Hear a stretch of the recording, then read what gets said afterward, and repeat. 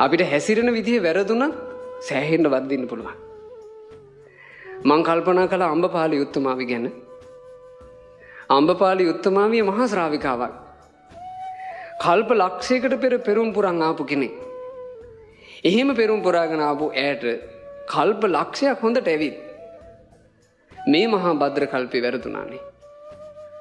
ඇය භික්ෂුණියක් විදියට පැවිද්දට පත් වෙලා භික්ෂුණීන් අතරට ඇවිත් හිටියා. මහා ලොකු දක්ෂතාවයක් කුසලතාවයක් තිබෙන්නේ නැහැ. ඉදලා අරගෙන අතු ගන්නකොට අතු ගන්න විදිය ලස්සනයි. අදට තෝ ඉන්නේ හැඩ වැඩ දාලා අතු ගන්න අය. හොඳයි ඒක. හොඳ වුණාට ඒක මහා ඉහට ගන්න තරම් අමුතු එකක් නෙමෙයිනේ. හැඩට අතු ගන්නවා. අතු ගාපුවම අනිත් භික්ෂුණීන් වහන්සේලා ප්‍රශංසා කරනවා අනේ මෙයා අතු ගන්න ලස්සන පා ගන්නත් දුක හිතෙනවා කියනවා. උදේම ඇවිල්ලා අතු ගෑවා. අනුන්ගෙන් ලැබෙන ප්‍රශංසාවට බරවයි ඇවත් කළේ. ඇත්තටම වතපිළිවෙතක් අප කළ යුත්තේ අපට සැලසෙන ආරක්ෂාව පින ගැන හිතලයි. අනිත් අයගේ පැසසුම් අනිත් අයගේ වර්ණනා එව්වද වඩාත් වටින්නේ අපිට බුදු කෙනෙක් පුදන්න ධර්මයේ පුදන්න සංඝයා පුදන්න ලැබෙන අවස්ථාවද? ඒකනේ වටින්නේ. වටින දේ ගැන නෙමෙයි හිතුවේ අර ප්‍රශංසා. දවසක් ඒ අතු ගාලා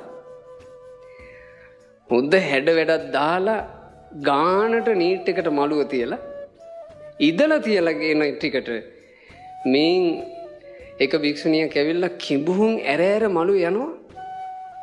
ඇයට පීනස කිඹුහුන් අරිද්දී ඇගෙන් කෙලසෙම පිට වෙනවා අර මළුවට.